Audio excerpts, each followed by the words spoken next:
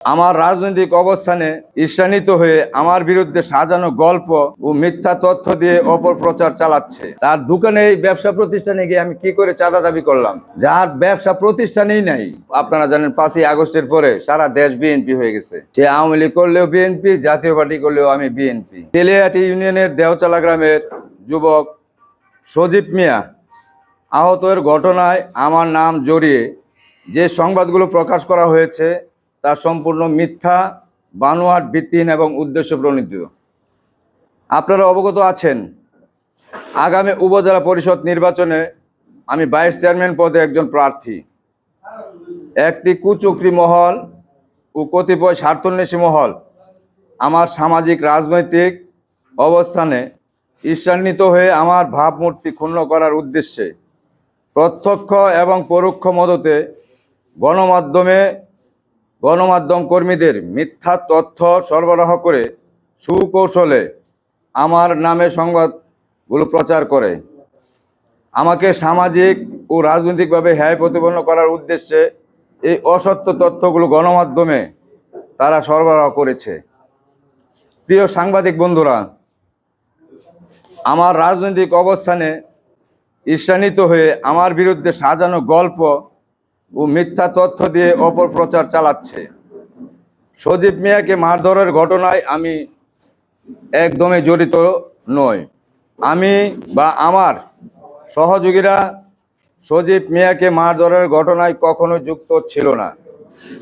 এ ধরনের মিথ্যা প্রচার আমার দীর্ঘদিনের রাজনীতি অর্জিত সামাজিক মর্যাদা ও সম্মান চরমভাবে ক্ষুণ্ণ করেছে।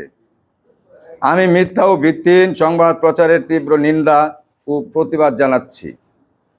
পাশাপাশি দায়িত্বশীল গণমাধ্যম কর্মীদের অনুরোধ করছি, ভবিষ্যতে কোনো সংবাদ প্রকাশের আগে খবরের সত্যতা ও তথ্য ভালোভাবে যাচাই বাছাই করে নেবেন। এই অপপ্রচারের পেছনে যারা জড়িত তাদের বিরুদ্ধে আমি খুব শীঘ্রই আইনগত ব্যবস্থা গ্রহণ করব। আমি সাধারণ জনগণ ও আপনাদের মাধ্যমে দেশবাসীকে জানাতে চাই, এই মিথ্যা সংবাদে আপনারা কেউ বিভ্রান্ত হবেন না। সজীব মিয়া বৈষম্য বিরোধী ছাত্র আন্দোলনে হত্যা মামলার এজাহারভুক্ত আসামি। সে বৈষম্য বিরোধী মামলার একজন চিহ্নিত আসামি হয়ে প্রকাশ্যে ঘোরাফেরা করায় উত্তেজিত জনতা তাকে আটক করে থানা পুলিশের হাতে তুলে দেয়। আপনারা যারা কষ্ট করে আজকের এই সংবাদ সম্মেলনে এসেছেন এবং আমার কথা শুনছেন, আপনাদের সবাইকে আবারও অশেষ ধন্যবাদ। এই যে আমার বাসার নিচতলা, প্রত্যেকটা রুমে 2-3 বছর যাবৎ ভাড়াটে আছে। আপনারা যদি কষ্ট করে একটু ভিডিও করে সচক্ষে দেখেন আমার নিচতলায় কোথায় টর্চার সেল আছে, যেটা এই অভিযোগপত্রে উল্লেখ করেছে বাসার নিচতলায় আমার টর্চার সেল আছে। এই টর্চার সেলে আমি আয়না গরম রড দিয়া সেকা দিয়েছি এবং গ্যাসের চুলা। এখানে আমার কোথায় টর্চার সেল আপনারা যদি দয়া করে একটু নিজ চোখে দেখেন। আমার সামনে উপজেলা পরিষদ নির্বাচন করব, তারপরে আপনারা দেখেছেন আমি শ্রীপুর উপজেলার প্রত্যন্ত অঞ্চলে আমি সর্বসময় শ্রম দিয়ে যাচ্ছি। জনগণ আমাকে স্বতঃস্ফূর্তভাবে ভালোবাসা দিচ্ছে এবং সামনের উপজেলা নির্বাচনে আমাকে বিপুল ভোটে নির্বাচিত করবে। যে ছেলে আমাকে চাঁদাবাজি উল্লেখ করেছে, যে তার কাছে আমি দোকানে গিয়ে চাঁদা চেয়েছি, 10 লক্ষ টাকা চাঁদা চেয়েছি, এই ছেলের এমসি বাজার তো দোকানেই নাই, কোনো ব্যবসা প্রতিষ্ঠানেই নাই। তার দোকানে এই ব্যবসা প্রতিষ্ঠানে গিয়ে আমি কি করে চাঁদা দাবি করলাম, যার ব্যবসা প্রতিষ্ঠানেই নাই। আপনারা এমসি বাজার গিয়ে এমসি বাজারে খবর নিতে পারবেন এই ছেলের এমসি বাজার কোনো ফার্নিচারের দোকান আছে কিনা। তার যে উস্তাদ মাদক সম্রাট, মাদক ব্যবসায়ী শফিকুল ইসলাম মরল, উপজেলা আওয়ামী লীগের সহপ্রচার সম্পাদক,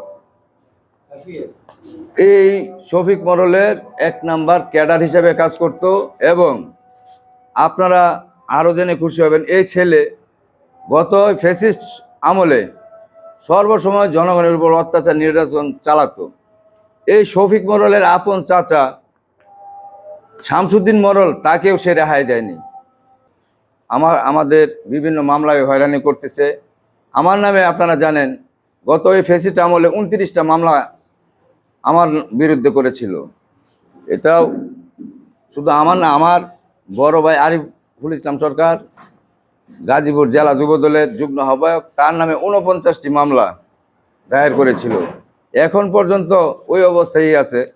কিছু আওয়ামী বিএনপি তৈরি হয়েছে। আপনারা জানেন 5ই আগস্টের পরে সারা দেশ বিএনপি হয়ে গেছে। সে আওয়ামী লীগ করলেও বিএনপি, জাতীয় পার্টি করলেও আমি বিএনপি। এই সব কিছু সুবিধাবাদী বিএনপি কর্মীদের কারণে সারা দেশে বিভিন্ন জায়গায় এই যে আমাকে আজকে যেভাবে হয়রানি করতেছে, শুধু এদের কারণেই এইভাবে অনেক জায়গায় এরকম হয়রানি হচ্ছে এবং আমাদের বাংলাদেশ জাতীয়তাবাদী দল বিএনপির সুনাম ক্ষুণ্ণ হচ্ছে।